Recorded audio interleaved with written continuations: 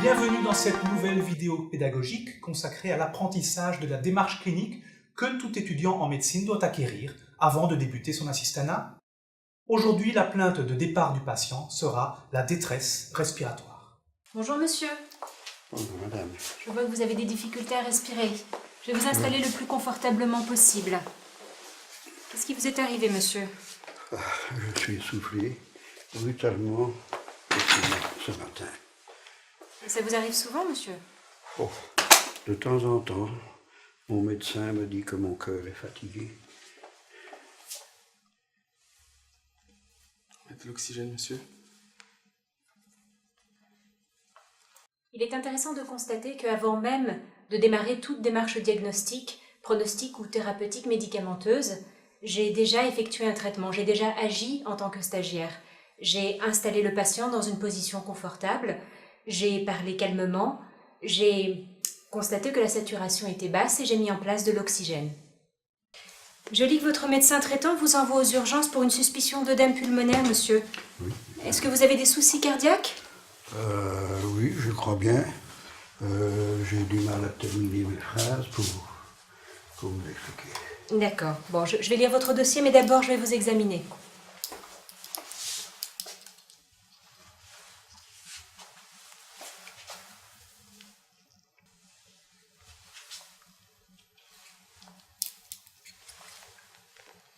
Est-ce que vous pouvez regarder vers la gauche, s'il vous plaît? Merci. À ce stade, monsieur, c'est l'état de votre respiration qui m'inquiète. Je vais en aviser mon médecin assistant.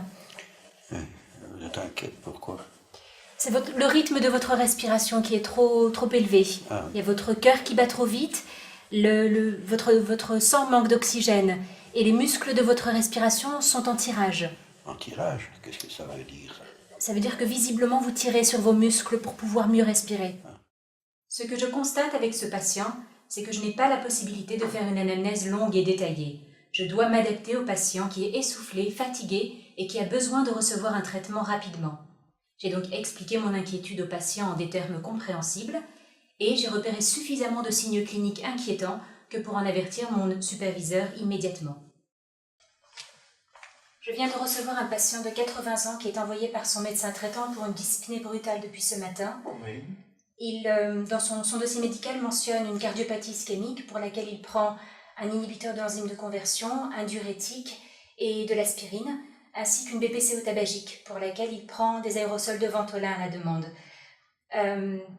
Les paramètres cliniques sont inquiétants. Il présente une tachycardie à 100 par minute, une polypnée à 30 par minute, un tirage inspiratoire et une désaturation à 85%.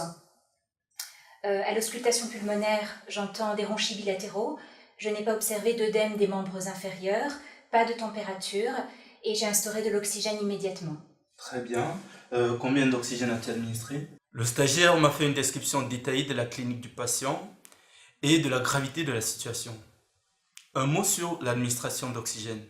Il faut en donner avec l'objectif de retrouver une saturation pulsée de 90 à 92%. Parfois, 1 à 2 litres d'oxygène par minute administré avec des lunettes suffiront. Parfois, il faudra 10 à 15 litres par minute au travers d'un masque. Voyons à présent le diagnostic différentiel et surtout le diagnostic de travail qui sera notre première hypothèse. Quelques principes sont à respecter dans la recherche de l'hypothèse de travail pour cette situation particulière de détresse respiratoire. 1. Il faut aller vite, car un traitement doit pouvoir être administré rapidement.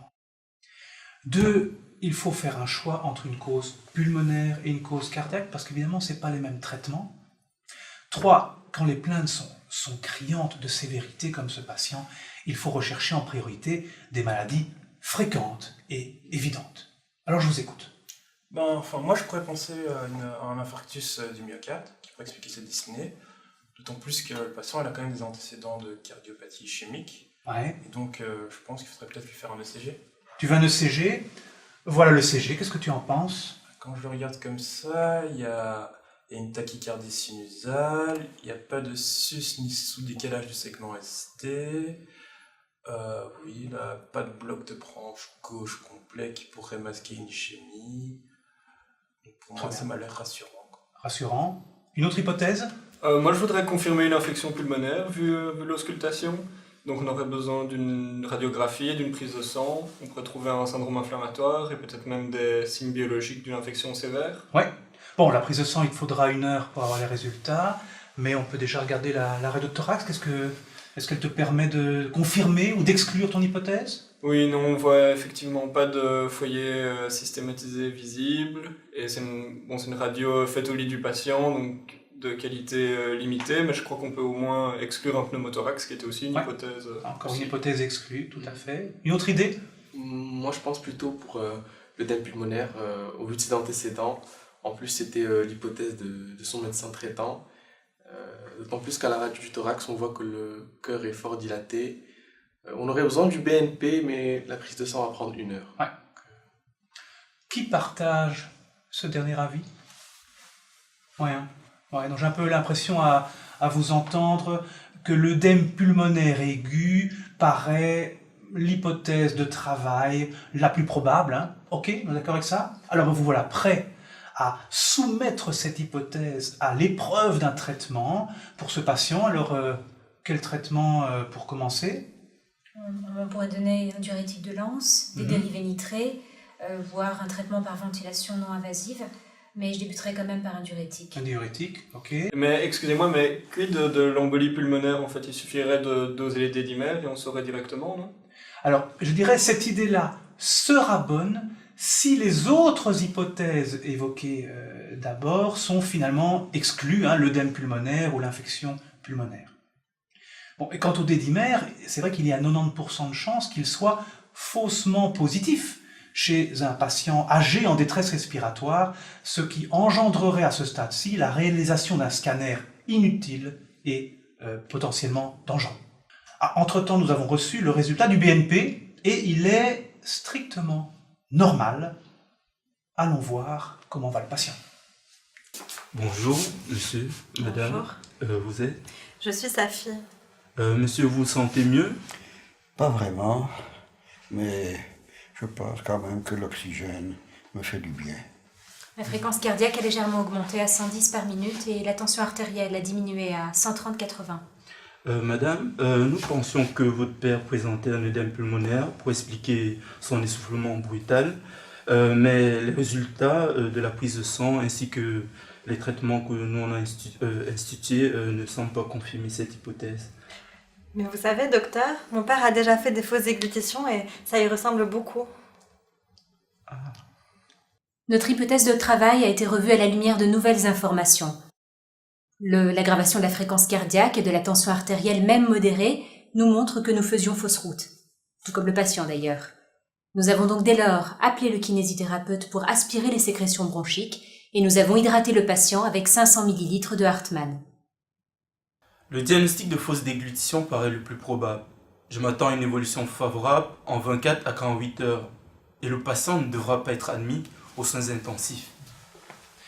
Et donc bref, le suivi rapproché des paramètres du patient, hein, qui est souvent réalisé précieusement par les infirmières, et la remise en cause du diagnostic, suite aux informations de la fille du patient, ont permis 1.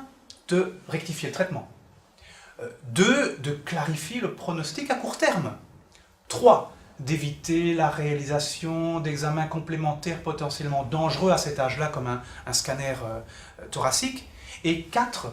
D'éviter d'administrer trop longtemps des traitements inutiles, comme de la cortisone ou des diurétiques avec leurs effets secondaires.